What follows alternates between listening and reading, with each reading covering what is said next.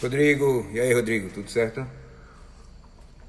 Vamos lá, né, para tão esperada live pra gente. Aí Oswaldo, sempre presente aí.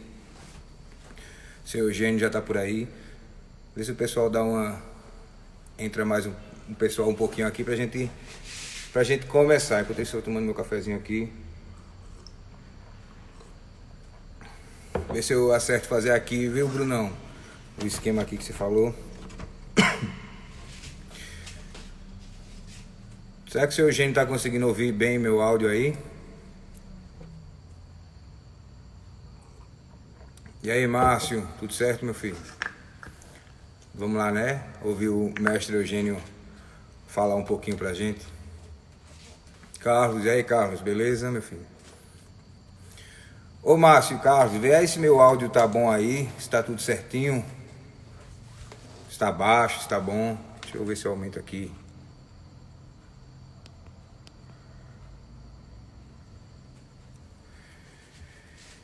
E aí, Bonifácio, Acerola, beleza, meu filho? Deixa eu mandar o convite aqui para seu Eugênio pra gente começar. Pera aí, tá, Bruno?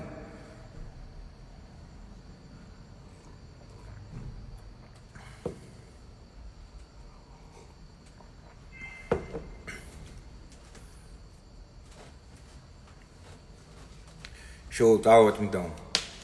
Espero que seu Eugênio consiga me ouvir bem. E aí, Paulinho, beleza? E aí, Tiagão? O pessoal todo entrando aí pra ouvir a live. E aí, Bruno? Tem que ter, né, Boni? Tem que ter o cafezinho. Se não tiver o café, não vai. Deixa eu chamar aqui o seu Eugênio pra entrar. Deixa eu puxar aqui.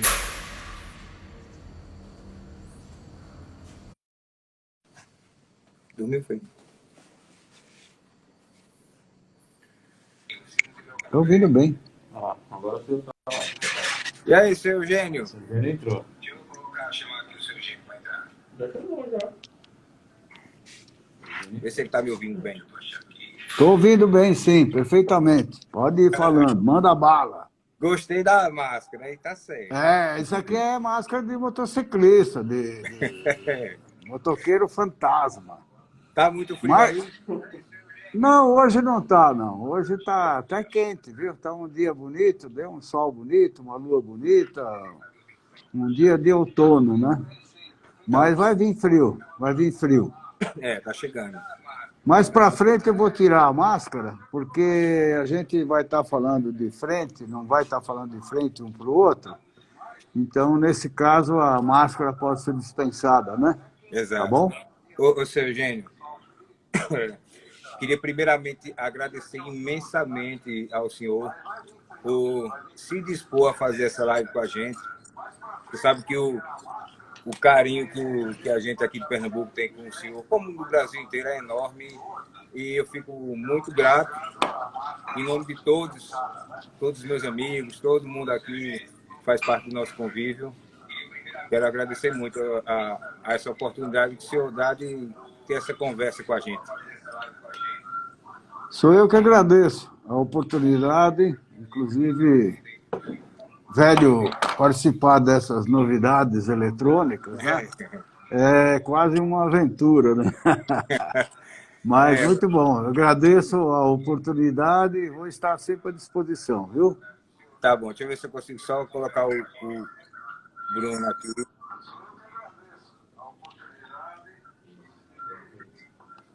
Vamos lá. Ô Bruno, tá aí ouvindo? O Bruno, não aparece mais a opção de pra me colocar você também.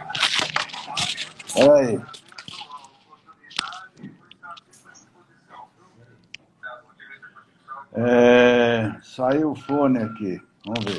Tá bom.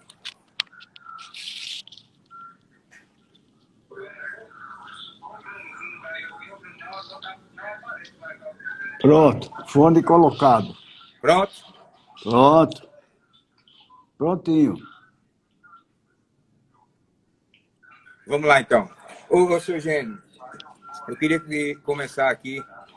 Eu sei que 99% ou mais de do público que acompanha nosso esporte conhece Eugênio Koprovis, mas sempre tem os novatos, o pessoal que está começando agora, que não conhece muito bem, não conhece a história.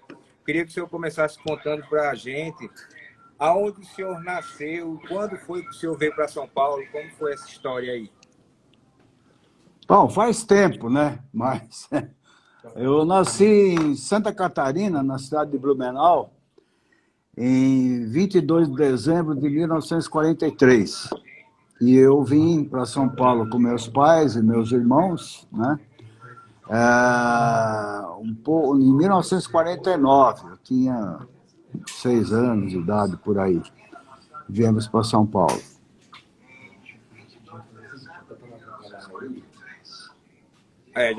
Já faz uns dias, né? Faz.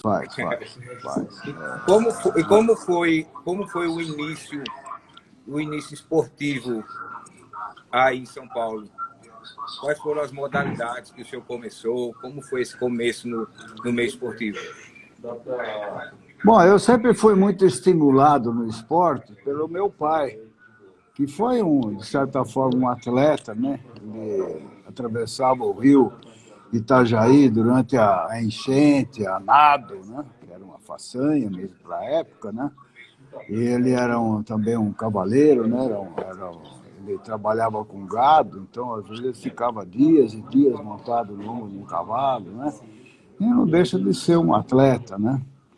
E então ele sempre me entusiasmou com atividades esportivas, né? Desde pequeno, desde moço. Cheguei até a jogar futebol, para você ter ideia, né? Mas o início no esporte, propriamente dito, foi em 1957, no Esporte Clube Pinheiros, quando um grupo de amigos resolveram entrar no Pinheiros, no clube, né? Como sócio militante. Era um tipo de sócio que você não pagava nada, mais voltado às famílias e às pessoas de menor poder aquisitivo, né? Pena que isso parece que não tem mais. Lamentável que não tenha mais. E você tinha o direito de frequentar a pista de atletismo e as atividades do atletismo, que são muitas, né? Isso no Esporte Clube Pinheiros. E lá eu comecei a fazer corrida, eu devia ter 12, 13 anos de idade, no máximo. Corrida, salto de altura, salto de extensão, gostava muito de arremesso de dardo, né?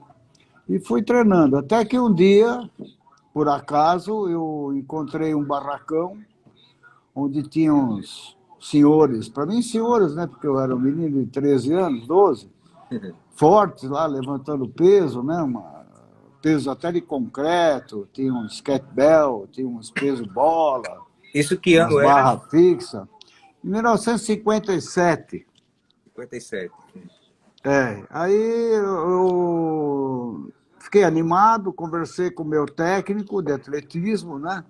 Se eu podia, eu me lembro que ele falou, deve, vai se fortalecer, que você precisa ganhar massa muscular, você está numa idade boa para começar. Imagina, eu tinha 12 anos, né? Já naquele tempo, tinha gente com essa lucidez. Professor, né? Com essa lucidez. Coisa que hoje muita gente proíbe ainda, né? Não sabe por quê, mas proíbe. Lamentável, né? Então, eu me iniciei no levantamento de peso, no chamado, então, halterofilismo, né? E nunca mais eu deixei, né? Continuei praticando outros esportes, principalmente lutas, né? E nunca mais deixei.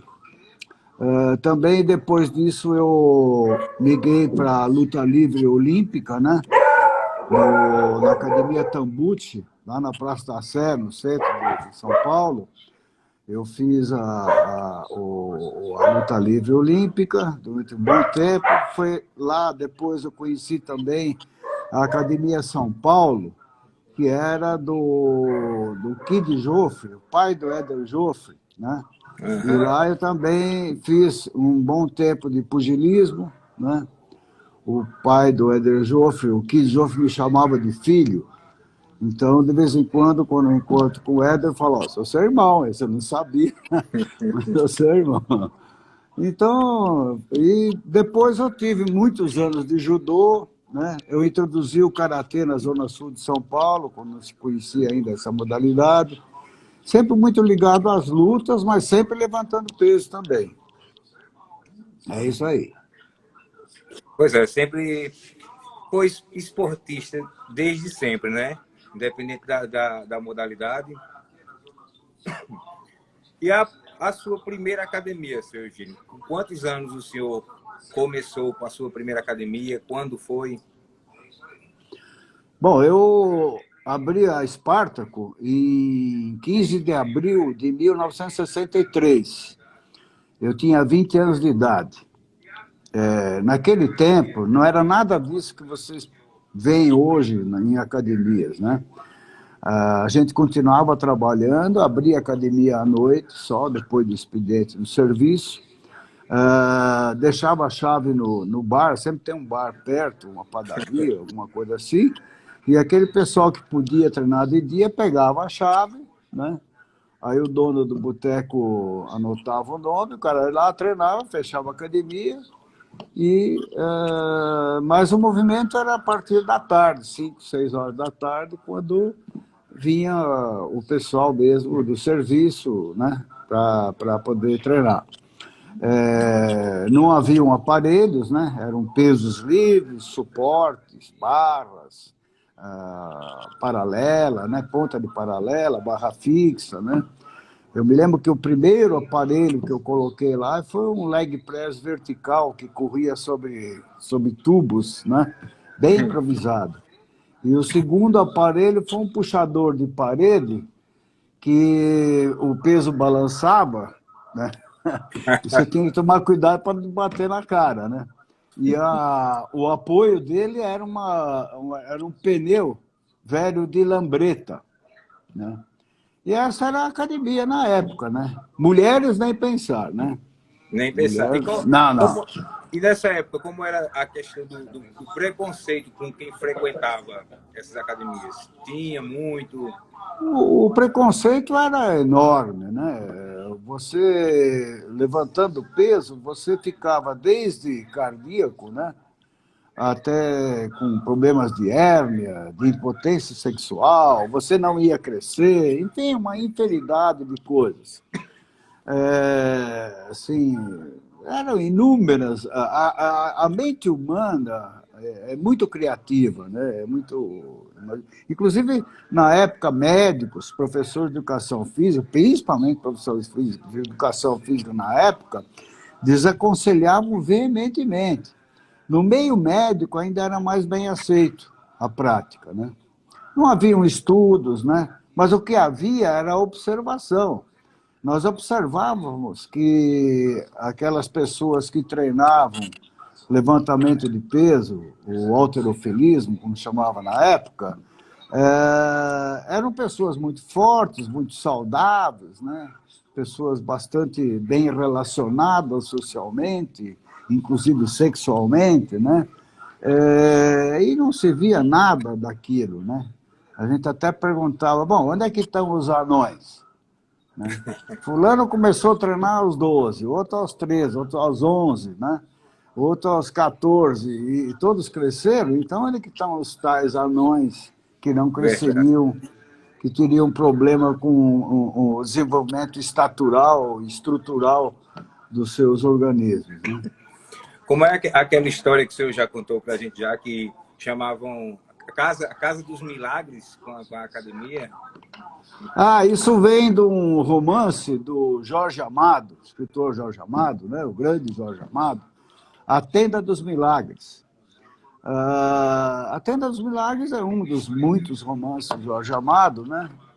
Não faz referência a uma academia, mas as pessoas chegavam lá muito combalidas, enfraquecidas, né? Pessoas às vezes muito magras ou obesas, né?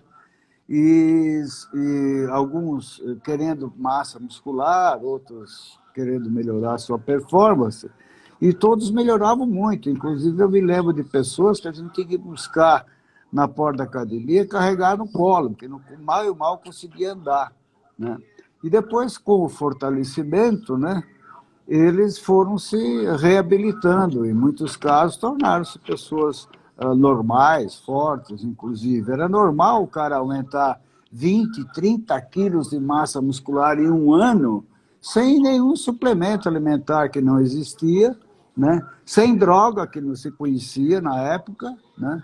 Tinha uma tal de vitamina americana, né? Que se ouvia falar, mas ninguém dava bola para isso na época. Mas isso é outra história. E aí, então, alguém falou, é a tenda dos milagres, porque só pode ser milagre o que acontece lá dentro, uma vez que a ciência ainda não tinha documentado os tantos benefícios que o treinamento resistido, né, que o treinamento de força confere ao seu praticante. Entendi. Ô, seu Gênio, indo para o outro lado um pouco agora mais a fundo no fisiculturismo. Como foi que começou? Como foi que veio as entidades de fisiculturismo aqui para o Brasil? Por onde começou? Aí você deu um salto bastante grande, né? Foi. O fisiculturismo, como nós temos hoje, era chamado de modelagem física. Os atletas eram também levantadores, na sua maioria. Alguns lutadores. Nós tivemos até um campeão paulista, eu lembro dele, ele foi muito amigo meu, campeão paulista de modelagem física, que no mesmo ano foi campeão paulista de capoeira. O meu primeiro mestre, o Sensei Carlos, né? Ele foi Mister São Paulo em 1954 e já era faixa preta de judô. E depois, já com uma certa idade, ele se tornou um dos maiores professores de karatê do Brasil. Ele começou a fazer karatê já com uma certa idade, né?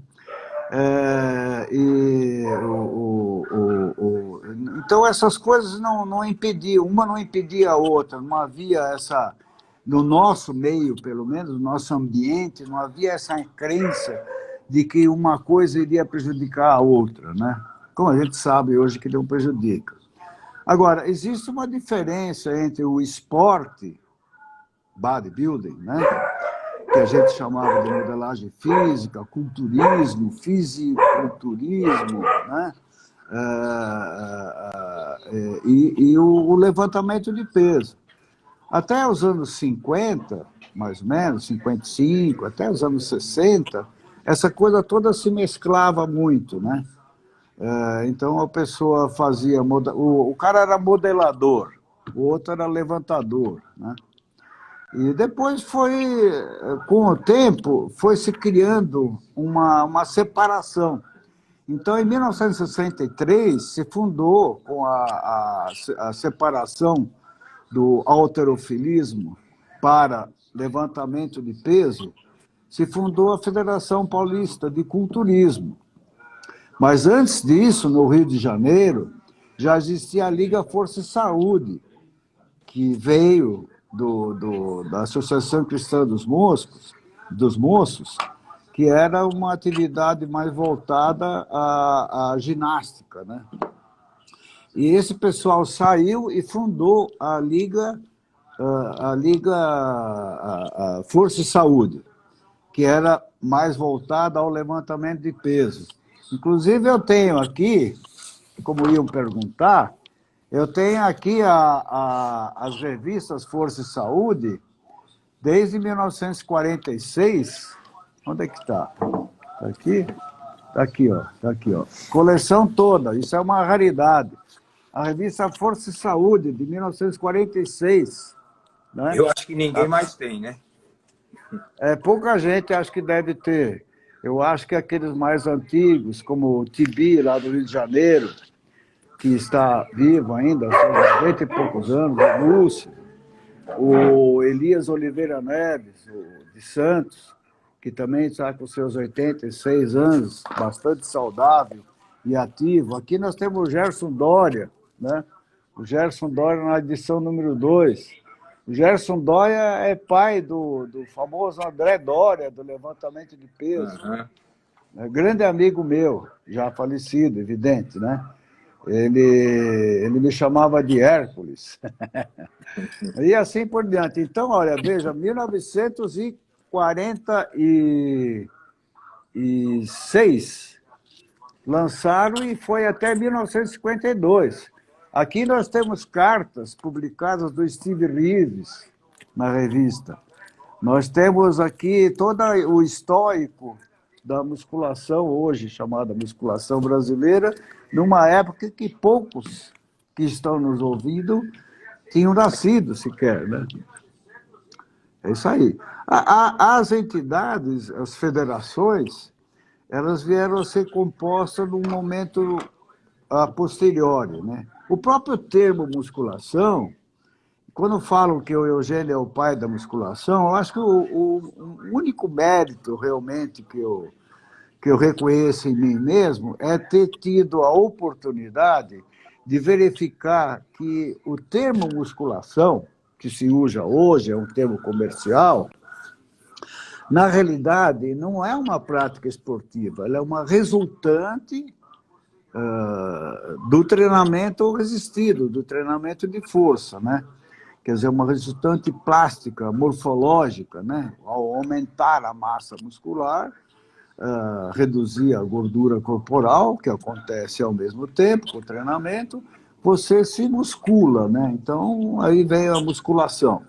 Ela não é uma atividade física.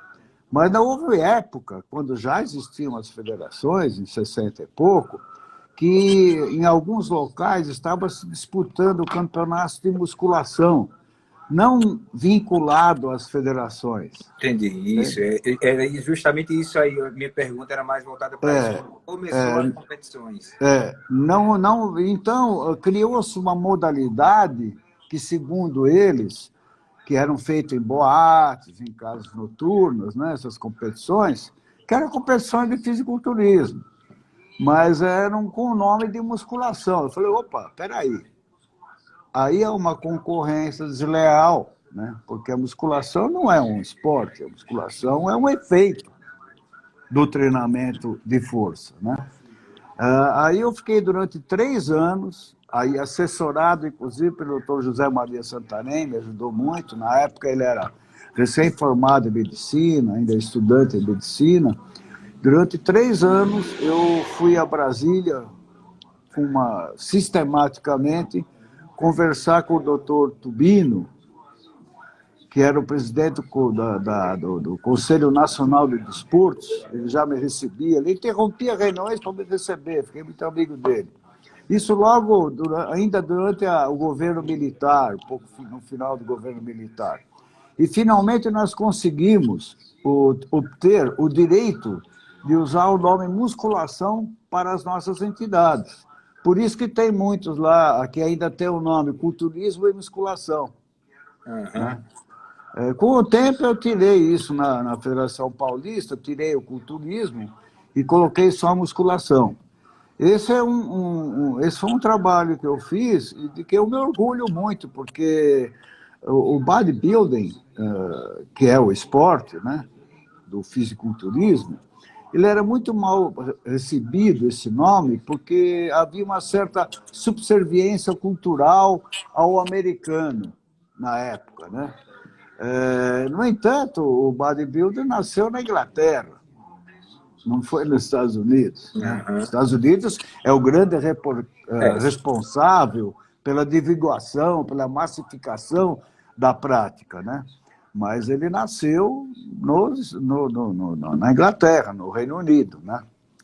E hoje a gente não tem problema com o termo bodybuilding, que é o nome do esporte, do culturismo, né? É isso aí.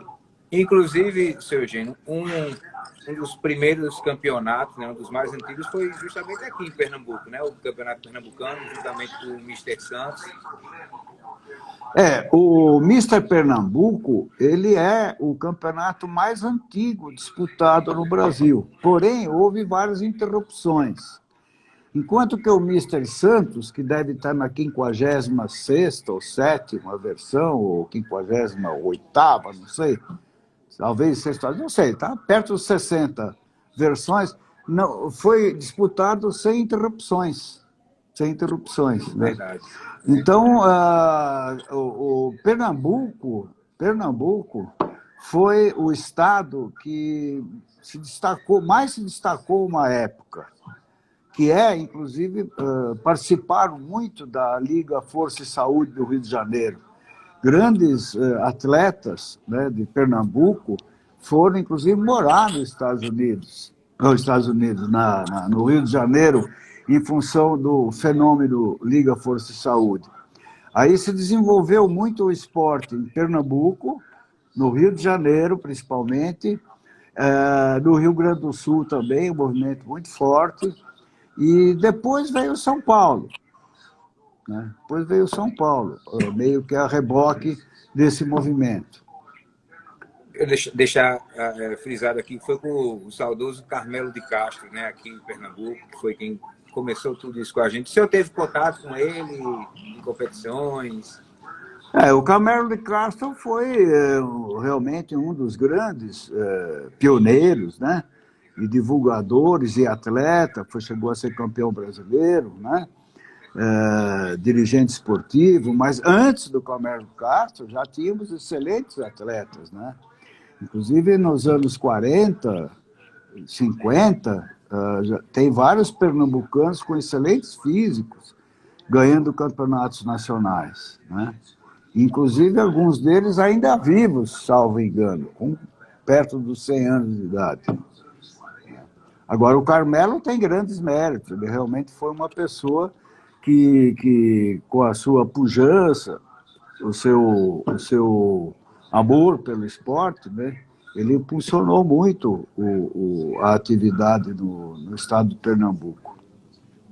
Ô, seu Eugênio, voltando um pouquinho mais atrás, aproveitando o gancho aí do que o Maisena, Braço Maisena falou aí que seu Eugênio, para quem não conhece, é o nosso Joe Wader. Falar nisso, que eu pulei essa parte, o que o senhor tem a dizer um pouco sobre os princípios do Wader, toda essa história que representa ainda hoje? Eu sabia que vocês iam perguntar sobre isso, eu peguei aqui da minha coleção de centenas, separei algumas relíquias aqui. Vamos lembrar aqui, ó, Big Arms. Ia falar justamente dele. Big Arms, é do Bob Hoffman. Esse livro é de 1939. Aqui é um livro muito rico, com grandes histórias. Isso é antes dos Waders. Antes dos Waders. O Wader veio... Aqui nós temos o bodybuilding, culturismo pelo método Wader, em espanhol. Fartamente ilustrado, né? Tem até atletas conhecidos de todos hoje, que já não estão mais entre nós. Mas, enfim, o que acontece, para resumir, é o seguinte: os irmãos Wader vieram do Canadá para os Estados Unidos no final dos anos 40 e começaram muito modestamente no mercado das revistas. Porque as revistas... Vamos lembrar que naquela época não havia televisão, né? O rádio ainda era mais ou menos insípido, né? Então, o que nós tínhamos? Jornais impressos, né? E revistas. A revista era a grande forma de se divulgar as diversas atividades. Então, nós tínhamos revistas especializadas em várias atividades. E a musculação, ou o halterofilismo, o bodybuilding, que era uma delas. E a grande sacada dos Wader foi o seguinte, que havia uma época de transformação em meados dos anos 50, separando o halterofilismo, o levantamento de peso, da modelagem física, para uma modalidade esportiva à parte. Uma modalidade à parte. Nos campeonatos de levantamento de peso, havia também um campeonato de melhor físico, que atraía muito mais assistentes, né, do que o próprio levantamento de peso. Então, se popularizou a prática do bodybuilding. Isso aconteceu em meados dos anos 50, e a figura que marcou isso foi aqui, ó, o John Greenback. Esse aqui é o primeiro livro que eu li, Halterofilismo pelo Método Hércules. Vê que está bem gasto, né? É um sistema que mistura muito, de 58, mas é a quarta edição, que é do início dos anos 50. Mistura muito o levantamento de peso com a cultura física, né? Com o desenvolvimento da massa muscular. Mas voltando ao Wader, eles entraram, na realidade, no mercado através das revistas, brigando com o Hoffman, que tinha várias revistas, Strength and Health e outras revistas da época, famosas do mundo inteiro, mas que mesclavam o levantamento de peso olímpico e o levantamento de força com a musculação que nós temos hoje. E os waders acabaram separando a coisa, fazendo só o treinamento com base na hipertrofia, né, com base no bodybuilder, na construção do corpo. Vamos lembrar que o Joe Wader, ele participou do Mr. Universo da NABA em 1951, representando o Canadá, ficou em 6º lugar, quando o Reg Park ganhou o Mr. Universo. Então, essa história de que ele veio... Ele começou com revista. Depois é que ele passou a fazer um Mr. América, né? E começou a desenvolver um império que ele desenvolveu, né? Um império mais voltado ao bodybuilding. Ele passou a meio que empresariar muitos atletas que tinham um potencial e usou isso bastante. Essa história de que ele empresariava com dinheiro os atletas não é verdadeira. Não. Não é verdadeira. Eu tenho um livro aqui, esse aqui, ó, do Dick Tiller, A Era Dourada, né? Um livrão, muito bom, bem documentado. O primeiro atleta a ganhar algum dinheiro do Wader foi o Arnold Schwarzenegger. Os outros não ganhavam nada. O que eles ganhavam, às vezes, era algum dinheirinho por aparecer na praia, posando ao lado de garotas bonitas, saindo na revista, tal, mas não tinha um salário, não era um patrocinado. O único, e aqui diz, o próprio David Draper declara isso, o único cara que tinha um saláriozinho era o Arnold Schwarzenegger, quando ele já tinha sido 3 vezes Mr. Universo pela NABA. Né? Já pegou o carro andando, né? Já pegou ele. Já pegou a coisa encaminhada. E o próprio Wader, a grande deslanchada do Mr. Olímpia se deu coincidentemente com o investimento do Wader em cima do Arnold Schwarzenegger.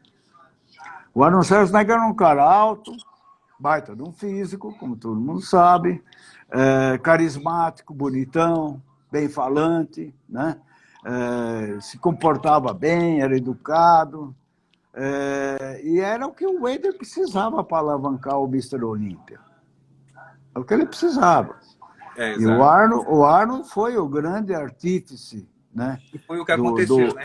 Do Olímpia, sem dúvida. O grande mérito do Wader, para os fãs do Wader, Joe Wader, é que ele compilou, isso é uma pergunta que muita gente não faz, mas quer saber. Quer saber, mas não sabe o que quer saber.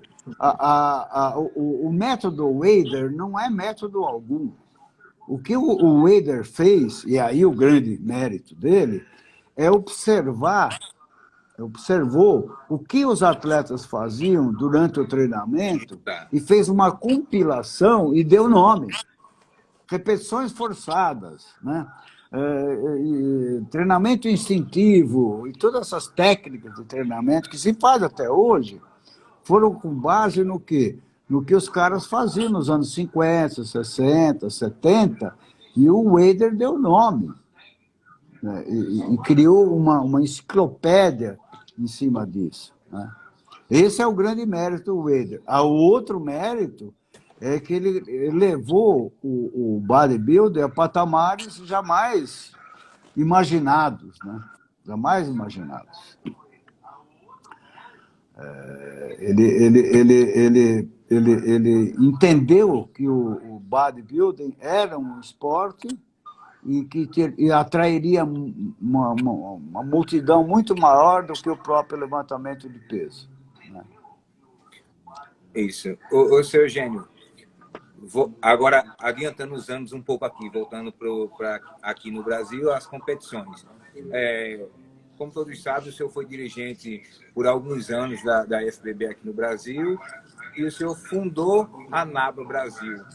Por que o senhor decidiu trazer uma entidade nova para o Brasil? E qual ano foi, para o pessoal que não sabe? Não esquecendo que eu fui imitado por muita gente depois, né? Inclusive pela própria FBB. A própria FBB, 10, 20 anos depois, agora com a separação da entidade norte-americana, né, que fundou uma nova entidade. Bom, o que aconteceu foi o seguinte: eu fui dirigente, eu fui presidente da Federação Paulista por várias gestões pela IFBB. Mas eu fui muito mais tempo dirigente esportivo pela FBB do que pela NABA, muito mais, né? Eu fui presidente da Federação Paulista pela FBB, porque não havia outra entidade, já a partir de 1977, né?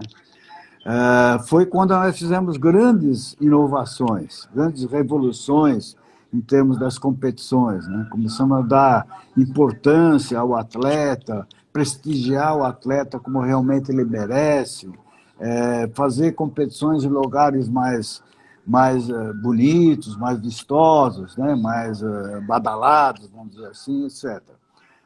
Colocamos música, não tinha música, aumentamos a quantidade de categorias, enfim, uma revolução, registro de atleta, etc. Até 1986, quando eu assumi do Dr. Lércio Martinez, no lugar do Dr. Lércio Martinez, eu assumi a Confederação Brasileira pela FBB, Confederação Brasileira de Culturismo pela FBB, em 86. E aí eu fui até 1992 como presidente da FBB. Em 92 eu fiquei um ano sem nenhuma atividade como dirigente, mas voltei em 93 porque a Federação Paulista, que era a maior potência no Brasil em termos de bodybuilding, estava definhando, e o pessoal pediu para mim voltar. O pessoal gostou do meu trabalho. E eu voltei em 93. Aí, só em 2000, é que eu resolvi, observando os novos ventos, né, que vinham pedindo mudança no mundo inteiro, eu resolvi filiar a FEPAM, a Federação Paulista de Musculação, à NABA, mas sem desfiliá-la da IFBB. Por quê? Porque o atleta, naquela época, ele tinha como máximo que ele podia conseguir era ser campeão brasileiro pela FBB. Não havia condição dele disputar campeonatos internacionais pela FBB, dado uma série de exigências, que não cabe aqui eu comentar, porque não importa, não é importante, que tornavam inviável, né? A não ser um ou outro. O José Carlinhos, por exemplo, é um que conseguiu disputar várias vezes nessa época, e se ganhar o título, inclusive. Então, nessa época, não levava o atleta. O máximo que ele seria era campeão brasileiro. Campeão sul-americano também não interessava muito na época. Hoje é mais importante. Então, eu, já sabendo que alguns atletas brasileiros tinham experimentado ir à Inglaterra disputar o campeonato extraoficialmente para lá, eu resolvi fazer contato e conseguimos, em 2001, fundar a federação e já mandar uma equipe de 4 atletas, onde um voltou vitorioso, inclusive. Quem foram os Então, 4 atletas que foram primeiro? foram o João Bispo, o Edson Prado, que venceu na ocasião, né? O outro atleta que esqueço o nome agora, mas é muito amigo nosso, mora na Espanha, continua competindo. E um outro que também não me foge o nome agora. Eu, para nome, não sou muito bom. Mas posso lembrar numa outra oportunidade. Esses 4 foram os pioneiros. Eles foram junto com o Fábio Gianola e a dona Ana Maria, minha irmã, já falecida, que ela era poliglota, né? E era historiadora, e ela tinha uma grande vivência internacional, então era necessário que a gente tivesse alguém nessa condição para fazer os diferentes contatos. Fomos muito bem recebidos, como somos até hoje na Inglaterra, né? E aí nós fizemos algo em torno de mais de 100 títulos internacionais conquistados pelos brasileiros. Aí as portas da FEB começaram a se abrir também. Por quê? Porque a concorrência melhora o produto. A ideia era essa. A ideia não era brigar com a FEB. Aliás, eu não briguei com a FEB. A FEB que brigou comigo. Alguns da FEB, né? Mas a ideia era promover o esporte, abrir uma nova porta para os atletas que estavam infelizes. E isso foi feito. E mesmo que fale, mas a NABA isso, NABA aquilo, NABA isso, NABA aquilo. O importante é que abriu-se uma porta internacional. Com isso, o nível dos atletas brasileiros melhorou muito, porque é o contato internacional com pessoas que têm uma condição de informações melhores. Isso nós temos hoje, mas há 10, 20 anos atrás não se tinha, né? E foi isso aí. Foi muito Só que depois, né, hoje, quantas entidades internacionais existem no Brasil? Deve ter pelo menos umas 8 ou 10. E ninguém fala nada. Eu virei inimigo, virei traidor. Traidor do quê? Traidor do quê? Não entendi ainda, né? Se bem que isso já passou, espero que tenha passado, porque é uma idiotice muito grande, né? Trair o quê? O esporte? O esporte não tem dono. Entende? Então, o que eu fiz foi apenas abrir mais uma porta internacional. E o pessoal gostou. Obrigado. Né? E melhorou muito o esporte no geral, né? Sem dúvida. É a concorrência melhorando o produto. Sem concorrência, o produto não é bom. Você não pode ter exclusividade em nada. A exclusividade é ruim. Né? Tem que ter competição. Isso é típico do mercado de consumo, do capitalismo, né? Da democracia. Exato. Senhor, gente, tem umas perguntas aqui que o pessoal me mandou. Deixa eu começar aqui, fazer um aqui. Perguntaram aqui como era feito o treinamento dos atletas que o senhor preparava dos anos 80, dos anos 90. Se tem muita diferença para hoje, para o que os atletas fazem hoje. Não, basicamente, o que mudou foram 2 coisas. A vinda de equipamentos modernos, né? A indústria não criou o mercado. Criamos um mercado e a indústria percebeu que havia um mercado consumidor para aparelhos e máquinas mais sofisticadas, né? Quando se fala em old school, deve-se imaginar que deve existir uma new school. E não tem. Qual é a new school? Não tem. O que tem é a old school, que é a escola tradicional da musculação, do bodybuilding, né? Claro que existem diferentes aplicações do treinamento resistido, né? Voltado à saúde, ao emagrecimento, à saúde mental, inclusive, está bem documentado, né? A saúde cardiovascular, músculo-esquelética, a saúde orgânica como um todo, né? E existe o esporte, que é o bodybuilding. Então, temos que separar isso, né? O advento de aparelhos mais modernos, né, já começou lá na década de 60, né, com os equipamentos náuticos. Até antes já existiam aparelhos mais revolucionários para isso, né? Essa é a novidade. Mas os atletas, até hoje, continuam preferindo usar pesos livres, embora usem também as máquinas, os aparelhos. Eles não são mal-vindos, são bem-vindos, a indústria é bem-vinda também. A diferença é essa. E a outra grande diferença é que, nesse tempo, embora a partir do meados dos anos 60, 65, mais ou menos, começou a crescer a procura, o boom, pelos esteroides anabolizantes, pelas drogas. Então, o Dianabol, que é o que se tinha aqui na época, que era a tal vitamina americana, o pessoal usava doses medicinais e não dava efeito, é evidente. O cara forte, jovem, bem alimentado, treinando pesado, né? Dormindo bem, né? Vigoroso, com os hormônios escorrendo pelas orelhas fora, vai tomar um comprimidinho, 2, 3 por dia de Dianabol, não vai fazer nada. Ele já está cheio de hormônio. Né? Verdade. Então, aí, como não fez efeito, a maioria que experimentou acabou dizendo, isso aí não funciona. O que funciona é o liquidificador cheio de ovo com banana e leite, né? Ovo cru. É justamente né? sobre é o que se usa ainda hoje. Na época, eu não me lembro, até o início dos anos 80, de rodinhas de atletas conversando sobre anabolizante. Não tinha. Eu estava no meio. Não tinha. Eu fui atleta também, né?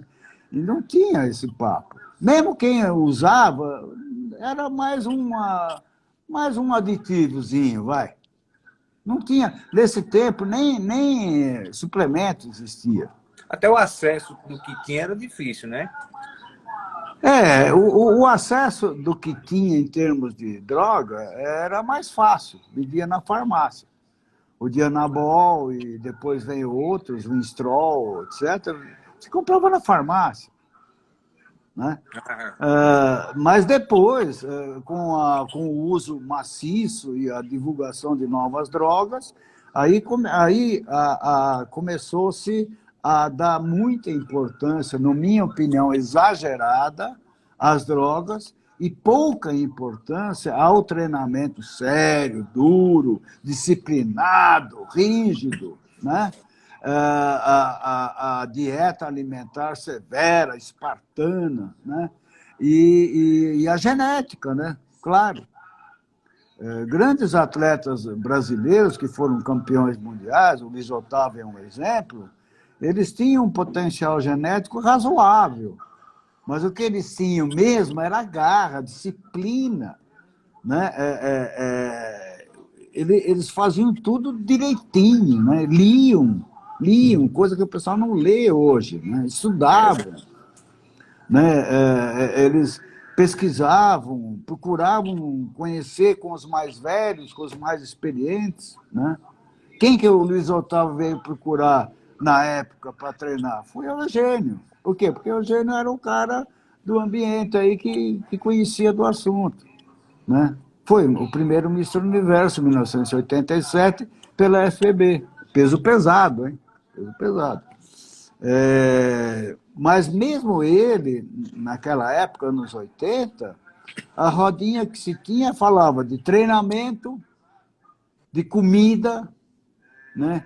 De tempo de repouso, quanto tempo treinar, o que é melhor, o que não era.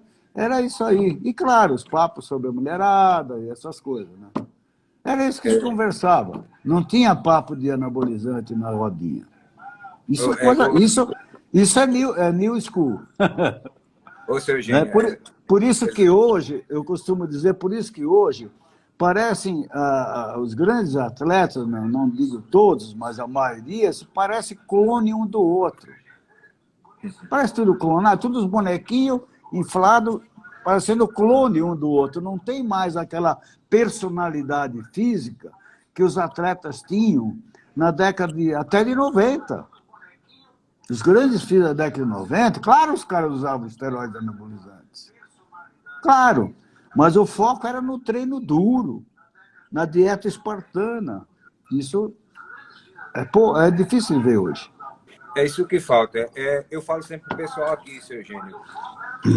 Eu, particularmente, eu posso falar disso. Eu treinei aí com o senhor na sua academia e eu falo sempre para o pessoal aqui que eu sou um cara, antes de treinar na Esparta, com o seu Eugênio, e um cara depois. A minha visão de treino era uma e virou outra. Eu vi, o senhor me disse aquele dia, os americanos treinam disso para lá. Eu nunca tirei isso da minha cabeça e vi que realmente eu não treinava tão forte e os caras que eu conheço também não treinam. Quem já teve o privilégio, né, de treinar nos Estados Unidos, quando volta falando isso. Aqui não se treina. Lá o cara treina. Muitas vezes não é nem com fito de competição.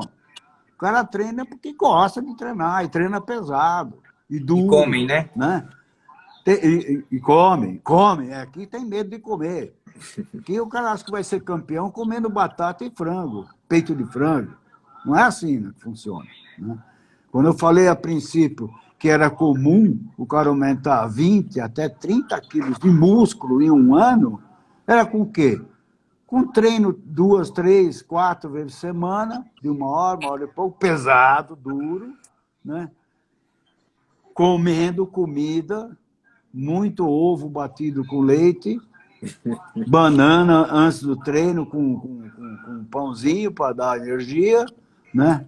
E depois vieram outras coisas também que se usava, Gevral, sustagem, enfim, outros, que era um tipo de suplemento alimentar usado por doente, né? Que o pessoal começou a tomar, mas não foi isso. A diferença é que era o treino, né?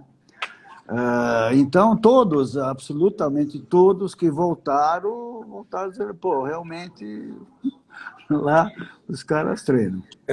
Ô, seu Eugênio, exatamente. Tem uma pergunta que tem aqui que encaixa bem no assunto, como funcionava a dieta, a estratégia dos atletas campeões que o senhor preparou, que passou? Se tinha alguma coisa diferente, ou era muito básico, os caras seguiam muito certinho e faziam o básico? Olha, havia uma disciplina. Sem disciplina você não consegue nada, mesmo que o cara tenha uma genética extraordinária, ele tem que ter disciplina. Né? No off-season, se comia mais. Né? Comia quantidades grandes de comida. Já havia uma tendência no meio de selecionar melhor os alimentos. Né? Não comer muito lixo, que se chama hoje, né? Por exemplo, pizza. Embora, de vez em quando, você via algum campeão comendo pizza e tomando cerveja durante o treino. Isso acontecia. Inclusive, tinha um pernambucano, que era pizzaiolo, que era o cara mais forte da academia na época. Isso nos anos 60 e pouco, 70. O cara trazia uma pizza e 2 cervejas. Durante o treino, ele tomava as 2 cervejas quentes, que não tinha geladeira lá, e comia a pizza durante o treino. Claro, era uma exceção, mas só para você ter uma ideia. E era o cara mais forte da academia, bração, cara grande. Nunca competiu, mas se quisesse competir, era só fazer uma dieta. Então, se comia muito em off-season. E no pré-contest, havia muita discussão ainda na época sobre o que seria correto e o que não seria correto. O que se descobriu naquela época é que, por exemplo, o Arnold Schwarzenegger e o Bill Pearl, que eram conhecidos por aumentar de peso para competir, eles aumentavam de peso para competir, eles eram os caras que furavam a dieta, ou seja, comiam carboidrato. Se percebeu isso. Né? Ou seja, percebeu-se a importância do carboidrato. Quando se fala em carboidrato, todo mundo já pensa em bolo, biscoito, pão, bolacha. Não é nada disso. Por exemplo, o leite, que nos anos 50, 60, 70, 80, se tomava muito leite, né? O leite é o alimento proteico mais rico em carboidrato. Mais de 70% do leite é carboidrato. Então, a combinação de ovo, que é proteína, com o leite é perfeita. E é o que se comia muito na época. Quase não fazem mais isso hoje, né? Não, quase Só não tem fazem. O ovo inteiro, ele é o melhor alimento que pode existir para o bodybuilder. É o melhor alimento. Ele é completo, ele tem tudo, altas quantidades de proteína, de gordura de boa qualidade. Esse negócio de colesterol, esquece, é bobagem, né? O Lisotávio, por exemplo, comia 2 dúzias de ovo por dia. Era comum se comer pelo menos 1 dúzia de ovo por dia. E todo mundo crescia, ficava forte e ninguém morreu. Disso não, pode ter morrido de outras coisas, né? Agora, o ovo o ovo é um alimento só não tão completo quanto o leite materno, que é o nosso primeiro alimento. Exato. O leite materno tem 90% de carboidrato. E o moleque só mama na teta da mãe, cresce e aumenta vários quilos tomando leite só. Carboidrato. Então, quando o cara tira o carboidrato, né, ele tem que tomar cuidado com o que ele está fazendo. Porque o carboidrato é o alimento essencial para a energia, para a vida. Evidentemente que em algumas situações você tem que reduzir a quantidade de carboidrato, aumentar a quantidade de proteína, reduzir a quantidade de gordura. Isso depende muito de cada indivíduo, né? Tem indivíduos que fazem dieta com 3, 4 mil calorias por dia. Tem outros que fazem dieta com 1.000, 1.500 calorias. Vai depender muito de cada indivíduo, né?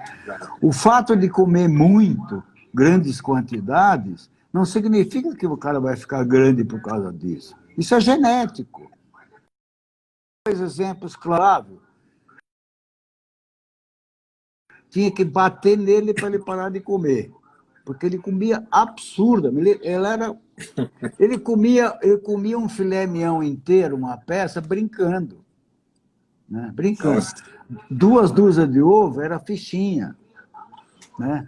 Eu me lembro uma vez lá no estado do Sul, em Santa Catarina, lá em Florianópolis, e a dona lá a mulher de um amigo nosso, nós estávamos hospedados na casa, ela perguntou, lá de manhã é costume comer ovos, né? No café da manhã, frutas, ovos, pão, leite, manteiga e tal. Aí a dona Iraci, lembro até hoje, a esposa do Rocha, fundador da Federação Catarinense, perguntou para o Luiz Otávio: ô Luiz, você vai querer uns ovos?